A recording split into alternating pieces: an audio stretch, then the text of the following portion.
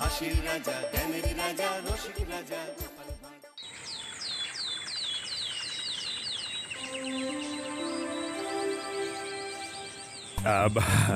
এই অনেকদিন ধরেই তোমাদের একটা কথা বলবো ভাবছিলাম। আগে কি মহারাজ? মন্ত্রী আর গোপালের মধ্যে কে বেশি ভালো সেটা পরীক্ষা নেওয়ার পরিকল্পনা করেছি, এবং যে এই পরীক্ষায় সফল হবে তাকে আমি পুরস্কার দেব। এ তো বেশ শুভ সংবাদ। এই পুরস্কার সেই ব্যক্তি পাবে যে ভালো কাজ করবে, ভালো চিন্তার মাধ্যমে বাকি মানুষদের কাছে এক অনুপ্রেরণার উদাহরণ হবে। বাহ, বাহ, সাধু সাধু, খুব ভালো প্রস্তাব মহারাজ। ভালো না চাই, এটা কোনো পুরস্কার হলো?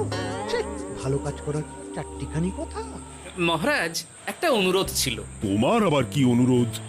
বলছিলাম, এখন আমাকে একটু বেরোতে হবে।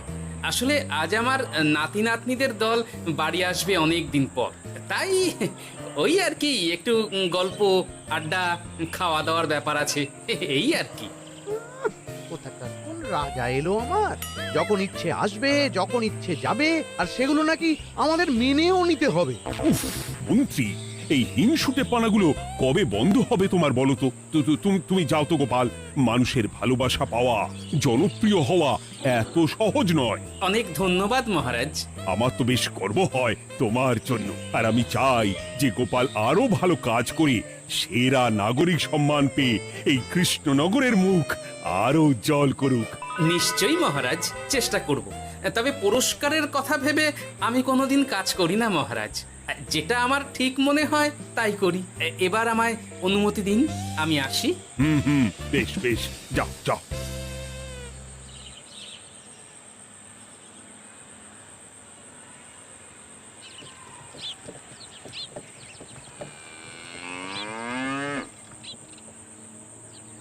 সেরা নাগরিক সম্মান সেটাও নাকি পাবে ওই গোপাল। বাবা, মহারাজের কি আদিক্ষেতা গোপালের প্রতি, দেখেও গা জ্বলে যায়। ও কি একাই আছে নাকি যে বেশি জনপ্রিয়? আমিও হব। হ্যাঁ, কি করি যাই, একটু গোপালের বাড়ি উঁকি মেরে দেখে আসি যে কি এমন মহান কাজ করে।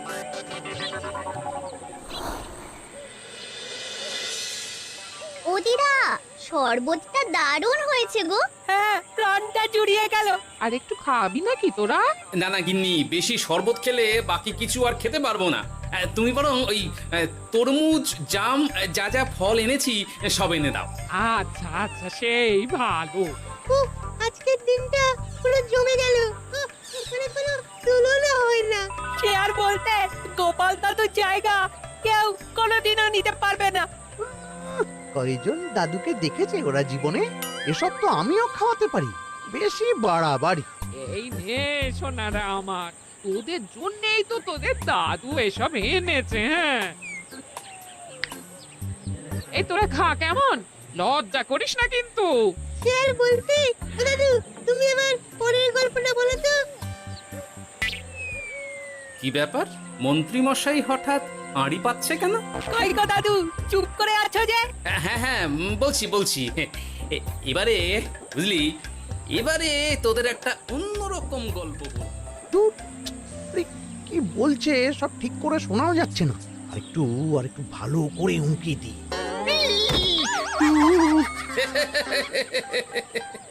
কি মন্ত্রী মশাই, ধরা পড়ে গেলেন তো? ওই জন্যই বলে অতি কৌতূহল ভালো নয়। কিসের কৌতূহল শুনি? কিসের কৌতূহল? তুমি কি ভাবছিলে যে আমি আড়ি পাচ্ছিলাম? মোটেই না। আমি একটা দরকারি জিনিস খুঁজতে খুঁজতে ভুল করে চলে এসেছি এখানে। হ্যাঁ।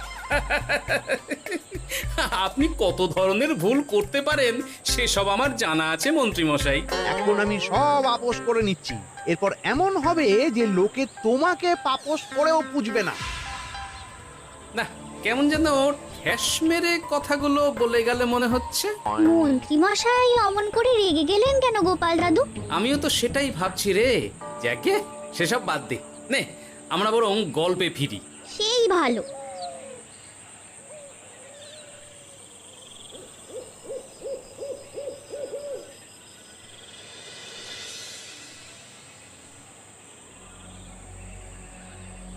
অনেক হয়েছে, অনেক হয়েছে গোপালের গুণগান। এবার থেকে আমিও এমন কিছু করব যাতে আমি গোপালের থেকেও বেশি জনপ্রিয় হই, কিন্তু তার জন্য গোপালের কাজকর্মের ওপর একটু নজর রাখতে হবে।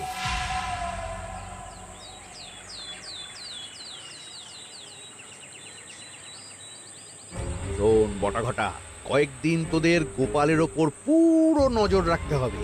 গোপাল কিভাবে কি করছে, কেমন করে করছে, সব এসে আমাকে জানাবি তোরা। আচ্ছা মন্ত্রীমশাই, চিন্তা করবেন না। একেবারে গোপালের দিন পঞ্জিকা বানিয়ে দেব আপনাকে।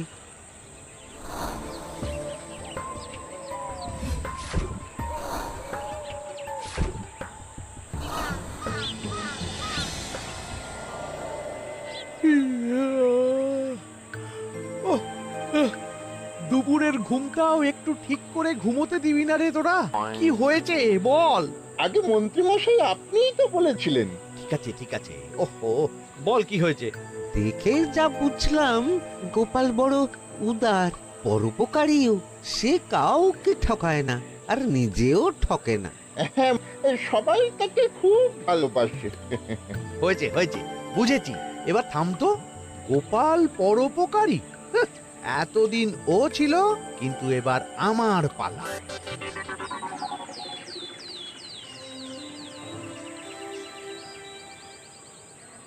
মহারাজ, আমার একটা কাজ আছে, তাই আজ একটু তাড়াতাড়ি বেরোতে হবে। দয়া করে অনুমতি দিন। তোমার আবার আজ কি কাজ আছে? কেন মহারাজ, আমার কি কোনো নিজের কাজ থাকতে পারে না? আপনার যদি আমার উপর কোনো সন্দেহ থাকে, তাহলে আপনি নজর রাখতে পারেন।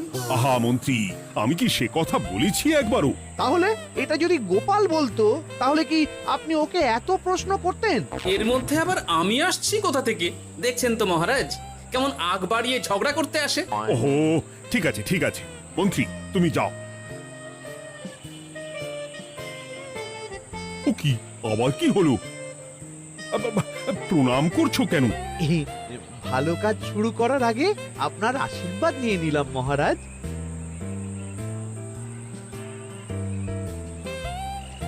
কিছু কি বুঝলেন মহারাজ? না, কি ব্যাপার বলো তো? কি সব ভালো কাজ শুরু করার কথা বললো শুধু? সেটাই তো, থেকে থেকে কি যে হয় বুঝি না।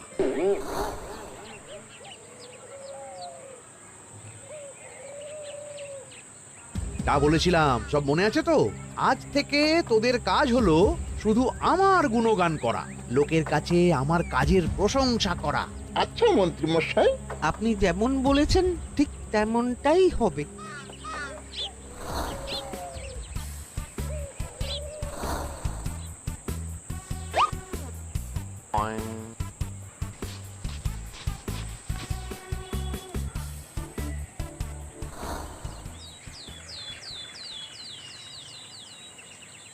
সত্যি কথা, মন্ত্রী মশাইয়ের মতো আর ভালো মানুষ হয় না। ওনার মন অনেক বড়। সে আর বলতে। বরাবরই তো খুব বড় মাপের মানুষ।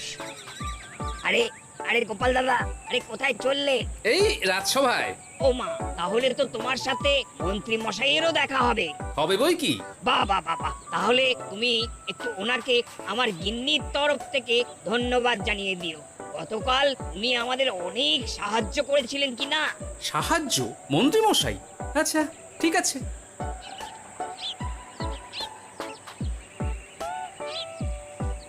কিরে, কোথায় যাওয়া হচ্ছে সব? আজকাল তো তোদের দেখতেই পাওয়া যায় না। বাড়িতেও গল্প শুনতে আসিস না তোরা। কি করে যাবো বলো তো গোপাল দাদু, সময় হয় না তো। সে কি কথা, খুব চাপ চলছে নাকি? না না, সে কথা নয়। আসলে মন্ত্রী মশাইয়ের বাড়িতে একবার ঢুকলে খাওয়া দাওয়া গল্প খেলা সবকিছু সেরে বেরোতে বেরোতেই অনেক দেরি হয়ে যায়, তাই আর তোমার বাড়িতে যাওয়ার সময় হয় না। মন্ত্রী মশাইয়ের বাড়ি? ও, মন্ত্রী মশাই মনে হয় ভালোই সবার মনে জায়গা করে নিচ্ছে। যাকে ভালো কথা, সবার ভালো হলেই ভালো। তা মন্ত্রী, চারপাশ থেকে তো তোমার নামে বেশ ভালো ভালো কথাই শুনছি। খুব ভালো, খুব ভালো। এইভাবেই মানুষের পাশে থাকো সব সময়। এখন তো গোপালের থেকেও সবার মুখে তোমার নামই আগে আসে। বেশ হয়েছে, এটাই তো চাইছিলাম। গোপালকে ছাপিয়ে গেল মন্ত্রীর কাজ, সকলের মুখে তাই ওর নাম আজ। ও কি গোপাল, তুমি এত চুপচাপ কেন? সবাই এখন আমায় বেশি ভালোবাসে, এতে কি তোমার কোনো অসুবিধা হচ্ছে গোপাল? অসুবিধা? কি যে বলেন মন্ত্রী মশাই, এটা তো খুব ভালো কথা। তবে কি বলুন তো, মানুষ যত তাড়াতাড়ি মাথায় তোলে, কিছু হলে ঠিক তত তাড়াতাড়ি মাথা থেকে নামিয়ে দেয়। মানে কি বলতে চাইছো? না তেমন কিছু না, ওই নিজের জায়গাটা ধরে রাখাটাই আসল। সত্যি কথা বলেছো গোপাল, এক দুদিনে রাতারাতি কিছু অর্জন করা যায় না। যাই হোক, সভা আজ এখানেই শেষ করলাম। না, এখন আর কারোরই আমাকে প্রয়োজন নেই মনে হয়। সবাই তো মন্ত্রী মশাইয়েরই জয়গান করছে, তবু যেন কেমন খটকা লাগছে আমার। ধুর, এত ভেবে কাজ নেই, ভোলা ময়রার দোকান থেকে বরং কটা রসগোল্লা কিনে নিয়ে যাই। কই গো, আমাকে গোটা 10 রসগোল্লা দাও তো। রসগোল্লা তো হবে না। কি হবে না? এই তো সামনে রাখা দেখতে পাচ্ছি। ওগুলো ওই মন্ত্রী মশাইয়ের জন্য রাখা আছে। ওগুলো ছাড়া তুমি অন্য কিছু বলো, আমি দিচ্ছি। না থাক, কিছু লাগবে না।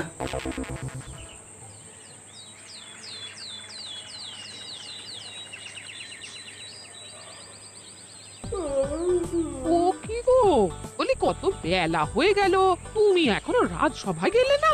কদিন ধরে দেখছি কিছু হয়েছে, আর তোমার রাজসভায় বলি যেতে ইচ্ছে করে না বুঝি? না না, সেরকম কোনো ব্যাপার নয় গিন্নি। আমি দেরি করে যাই কি তাড়াতাড়ি, কোনো কিছু তো আর কারো জন্য থেমে থাকে না, বলো গিন্নি? মন্ত্রী মশাই তো আছেন, তাহলেই চলবে। এ আবার কেমন কথা? কিছু না, আমি বেরোলাম।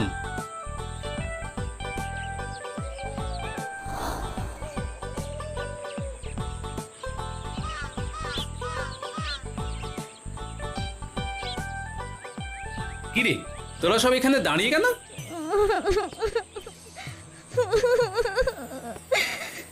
আমরা সব পরীক্ষায় শূন্য পেয়েছি, তাই আমাদের শাস্তি দিয়েছে। আসলে আমরা এতদিন কোনো পড়াশোনা করিনি তো বাড়িতে, পুরো সময়টা শুধু ওই মন্ত্রী মশাইয়ের বাড়িতে মজা করে কাটিয়েছি, তাই এমন হয়েছে। তা নিজের ভুলটা যে বুঝতে পেরেছিস এটাই অনেক। এই কারণেই বলে নিজের কাজ নিজেকেই করতে হয়, বুঝলি?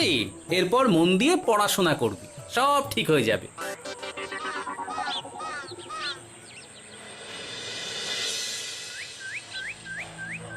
ও কি গো ভোলা মায়েরা, এমন মুখ বেজার করেছে কেন? আর কি বলি গোপাল দাদা, খদ্দের একটাও নেই। বসে বসে শুধু মাছি তাড়ানো ছাড়া আর কোনো কাজই নেই। কেন, হঠাৎ এমন কেন হলো? ওই মন্ত্রী মশাইয়ের জন্য উপকার করে দেওয়ার নাম করে আমাকে দুধ থেকে ছানা মেখে দেওয়ার কথা বলেছিল। আমিও খুশি মনে রোজ দুধ পাঠিয়ে দিতাম ওনার বাড়ি। তারপর?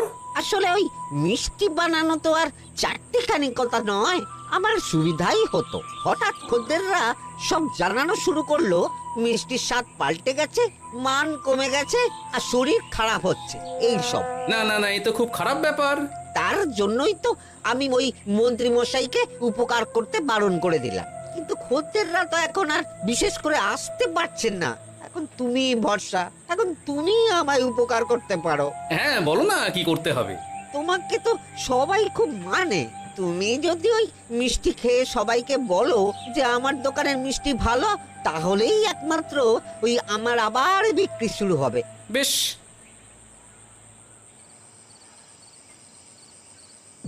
শোনো শোনো, তোমাকে না একটা কথা বলার আছে।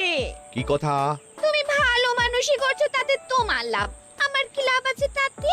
মানে তোমার আবার কি চাই? সোনার গয়না, আমার একটা নতুন সোনার হার চাই। হ্যাঁ, না দিলে কিন্তু আমি চলে যাব। ওই দেখো, আচ্ছা ঠিক আছে ঠিক আছে, দেবো। ও মা, তাই? সত্যি তুমি খুব খুব ভালো। আমি তোমাকে যতটা কিপটে ভাবতাম, তুমি ততটাও কিপটে না। না গিন্নি, তোমার গয়না আমি গড়াবো, কিন্তু খরচ আমি করব না। যাকে বলে মাছের তেলে মাছ ভাজা। সে আবার কি করে সম্ভব? তুমি দেখোই না।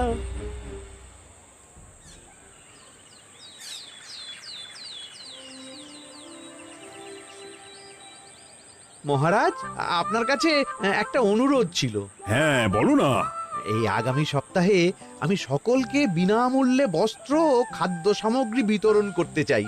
আর তার জন্য আমার ইচ্ছা যে আপনি সেখানে প্রধান অতিথি হয়ে আসুন।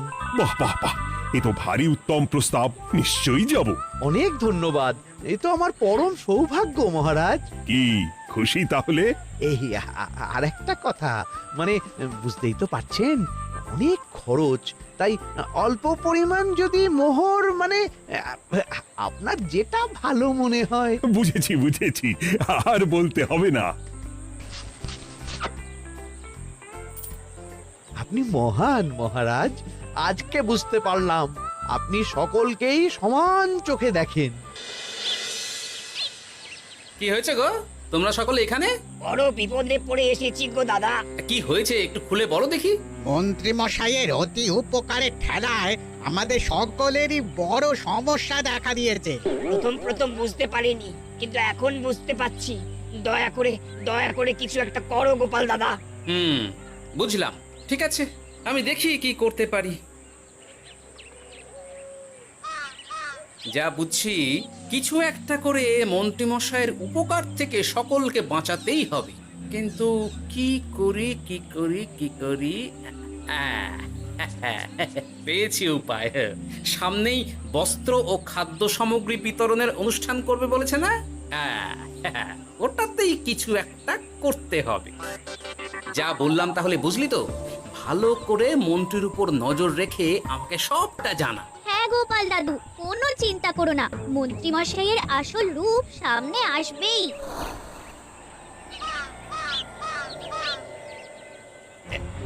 এই নে আগাম কিছু মোহর। সামনের অনুষ্ঠানের জন্য সব থেকে খারাপ মানের কাপড় ও আনাজপাতির বায়না দিয়ে আসবি।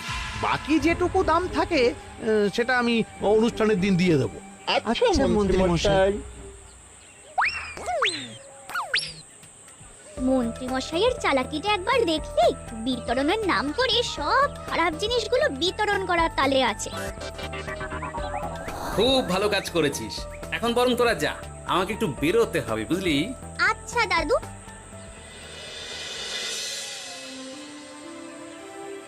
তুমি সত্যি বলছো গোপাল? এত বড় বিশ্বাসঘাতকতা! আমার থেকে মোহর নিয়ে, আমার হাত থেকে উপহার নিয়ে আমার প্রজাদেরই ঠকানো। এখনই তাহলে ওই মন্ত্রীকে ডেকে এনে শাস্তি দেওয়া হোক। না মহারাজ, মন্ত্রী মশাই যে শুধু আপনাকে ঠকিয়েছে তা নয়, মানুষের ভালোবাসারও দাম রাখেনি। সবকিছু সবার সামনে হোক। মন্ত্রী মশাইকে কি করে ফাঁদে ফেলতে হয় সে ব্যবস্থা আমি করে ফেলেছি মহারাজ।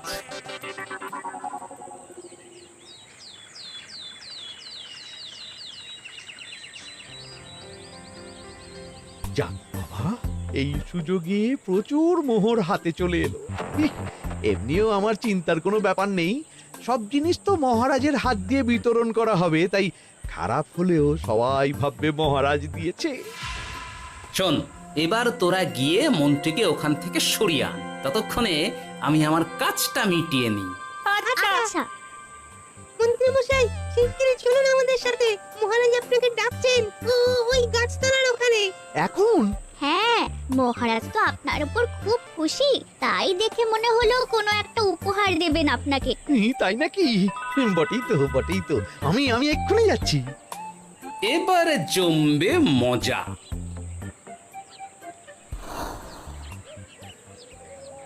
কই দেখি, কেউ তো কোথাও নেই। আমাকে যে বললো মহারাজ ডাকছেন, ধুর, আমি বরং মঞ্চেই ফিরে যাই।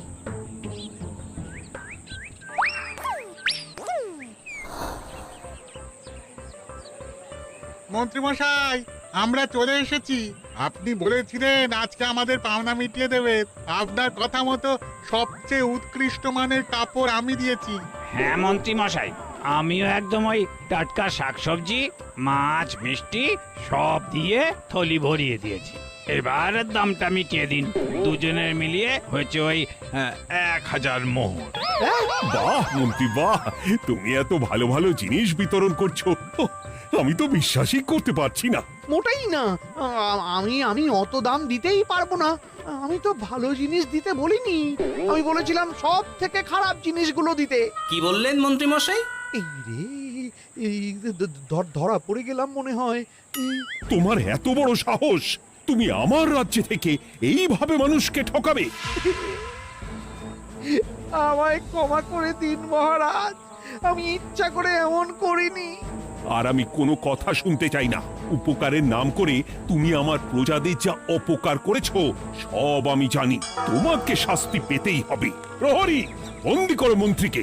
মহারাজ, আর হবে না, আর হবে না মহারাজ, আর হবে না। ওই জন্যই বলে যেমন কর্ম তেমন ফল।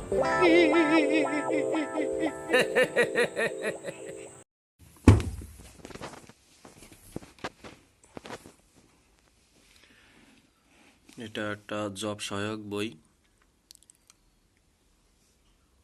রিসেন্ট জব সলিউশন এমসিকিউ, যেটাতে আছে ৭,০০০-এর বেশি প্রশ্ন ব্যাখ্যা সহ। বইটা খুবই ভালো। বইটা পড়লে আসলে জবের ক্ষেত্রে অনেক উপকার হয়ে থাকে। এটা রিসেন্ট পাবলিকেশনের, এটা জানুয়ারির এডিশন ২০২৬। বইটা খুবই ভালো মানের বই, যেটা আসলে আমি দেখাই। দেখেন, এখানে প্রত্যেকটা কোশ্চেনের শুধু সাধারণভাবে আলোচনা না, অসাধারণভাবে আলোচনা করা আছে। প্রত্যেকটা কোশ্চেনের একদম মানে শুধু যে অন্যান্য বইগুলোতে কি হয়, জব সলিউশনের বইগুলোতে শুধুমাত্র উত্তর দিয়ে দিয়ে চলে যায় বা দু একটা লাইনে লিখে যায়, কিন্তু এই বইটাতে একদম টোটাল মানে একদম বিস্তারিত আলোচনা, প্রত্যেকটা টিককে বিস্তারিতভাবে আলোচনা করা হয়েছে। এই যে এই বইটাতে আর কি কি আছে, এই বইটাতে একদম জানুয়ারি পর্যন্ত ২০২৬-এর এডিশন যে সমস্ত কোশ্চেনগুলো হয়, যে প্রাণী সম্পদের পরীক্ষা হয়েছে ৬০ মার্কের একটা ২০২৫-এর ২ তারিখ ৫ মাস, দেখেন প্রত্যেকটাতে বিস্তারিত আলোচনা করা আছে, প্রত্যেকটা টিকের সাথে বিস্তারিত আলোচনা করা। এই যে সিভিল সার্জনের কার্যালয় ব্রাহ্মণবাড়িয়া, এখানে স্বাস্থ্য সহকারী যে পরীক্ষাটা হয় জেলা প্রশাসকের কার্যালয়ে, সেই পরীক্ষার কোশ্চেন, এই যে সেই পরীক্ষার যে কোশ্চেনটা আসছে সেই কোশ্চেনটা দেখেন কত সুন্দরভাবে আলোচনা। সন্ধি বিচ্ছেদের সঠিক কোনটা, সঠিক সন্ধি বিচ্ছেদ, এই যে এইখানে সন্ধি বিচ্ছেদ শুধু সঠিকটাই দেয়নি, এই রিলেটেড যেগুলো কোশ্চেনগুলো হয় এখানে সেইগুলোও দিয়ে দিয়েছে। এই যে রেস্তোরাঁ কোন ভাষার শব্দ, এখানে রেস্তোরাঁ ফার্সি ভাষার শব্দ, ফরাসি ভাষার শব্দ। এই যে ফরাসি ভাষা, শুধু রেস্তোরাঁটা ফরাসি ভাষার শব্দ শুধু সেটা না, এই যে আরও কিছু ফরাসি ভাষার শব্দগুলো এখানে দেওয়া হয়েছে। এই যে মুক্তিযোদ্ধা ভিত্তিক নাটক কোনটি, মুক্তিযোদ্ধা ভিত্তিক নাটক শুধুমাত্র যে এখানে পায়ের আওয়াজ পাওয়া যায় এটা মুক্তিযোদ্ধা ভিত্তিক নাটক, তা শুধু সেটা রাখিনি, আরও কিছু মুক্তিযোদ্ধা ভিত্তিক নাটক এখানে রাখা হয়েছে, যেটা আমাদেরকে বিভিন্ন পরীক্ষায় এসে থাকে, সেই পরীক্ষাগুলো মনে করিয়ে দেওয়ার চেষ্টা করছে। তারপর এখানে আছে বাংলা কবিতার যে কোশ্চেনটা আছে, দেখেন এখানে কত সুন্দর এবং বড় করে আলোচনা করা আছে। বইটা খুবই ভালো।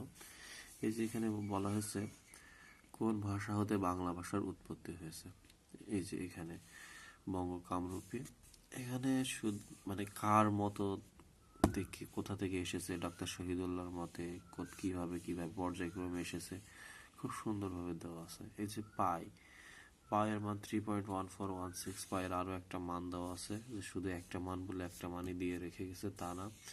এই যে বৃত্তের ক্ষেত্রফলের সূত্রসমূহ দিয়েছে পাই আর স্কোয়ার, এবং পরিধি সূত্রটা মনে করিয়েছে। এখন অনেকে বলবে যে এটাতেও আমি যেহেতু জব সলিউশন পড়বো তাহলে আমি কেন এত বিস্তারিত পড়বো, সেক্ষেত্রে বলা যায় যে যার জব সলিউশন দরকার সে এখান থেকে শুধু উত্তরটা কালেক্ট করে চলে যাবে, উত্তরটা পড়ে চলে যাবে, আর যার একটু বিস্তারিত দরকার সেটা সেভাবে পড়ছে। এই যেখানে বলেছে ঢাকা বিশ্ববিদ্যালয় কত সালে প্রতিষ্ঠিত হয় বা কোন সালে প্রতিষ্ঠিত হয়, 1921 সালে, এবং এটার ভিত্তিপ্রস্তর কিভাবে কি হয়েছে না হয়েছে, কোন হল কত সালে হয়েছে, এগুলো সম্পূর্ণ খুব সুন্দরভাবে ডিটেলসটা দেওয়া আছে। কতজন শিক্ষক নিয়ে শুরু হয়েছিল, যে টোটাল 3টি অনুষদে 12টা বিভাগ নিয়ে 60 জন শিক্ষক এবং 847 জন ছাত্রছাত্রী নিয়ে 3টি আবাসিক হল নিয়ে এই ঢাকা বিশ্ববিদ্যালয়ে যাত্রা শুরু হয়েছিল। এই যে কোভিড-19 এর নামকরণ করা হয় কবে? 11 ফেব্রুয়ারি 2020 সালে। এবং এটা দেখেন টোটালটা দেওয়া আছে, কত সালে ঘোষণা করা হয়, কোথা থেকে ঘোষণা করা হয়, এবং এটা এর কিভাবে নামকরণ করছে, এটা সম্পূর্ণ ডিটেলস এখানে দেওয়া আছে, কোথা থেকে এটা হয়েছে। এখানে আরো একটা কোশ্চেন আছে, বাংলাদেশ নৌবাহিনী। মানে এক কথায় বলা যায় যে 2025 সাল পর্যন্ত এখানে যে কোশ্চেনগুলোর পরীক্ষা হয়েছে শেষে এই যে এখানে একটা কোশ্চেন দেখাই যে রিক্সা কোন ভাষা থেকে আগত। এই যে রিক্সা হচ্ছে জাপানি ভাষা থেকে আগত। এখন শুধুমাত্র যে রিক্সা জাপানি ভাষা থেকে আরো কয়েকটা উল্লেখযোগ্য যেগুলো পরীক্ষায় আসে সেই ধরনের, যেমন রিক্সা, হারিকেন, হারিকিরি, তারপর জুডো, তারপর হাসনাহানা, এই যে এই শব্দগুলো চীনা ভাষা, জাপানিজ ভাষা। সো এই জাপানি ভাষা থেকে দিয়েছে। এই যে কিছু বিদেশি শব্দগুলো এখানে দিয়ে দিয়েছে, এই যে বিদেশি শব্দ ফার্সি, ফরাসি, ওলন্দাজ, গুজরাটি, পাঞ্জাবি, তুর্কি, মায়ানমারি, জাপানি, মেক্সিকো। এই যে এখানে কিছু দিয়ে দিয়েছে, হিন্দি, জার্মানি। এই যে এখানে কিছু শব্দ দিয়েছে, তারপর কিছু মিশ্র শব্দ দেওয়া আছে, ব্যাঙের সর্দি, বাগধারা দেওয়া আছে। তারপর যে জমিতে ফসল জন্মায় না সেটাকে কি বলা হয়, এটা ঊষর। এই যে বিভিন্ন কিছু, মানে এরা এত সুন্দরভাবে এই বইটার উপস্থাপনা, আসলে যারা পড়ছেন তারা অবশ্যই এটার একটা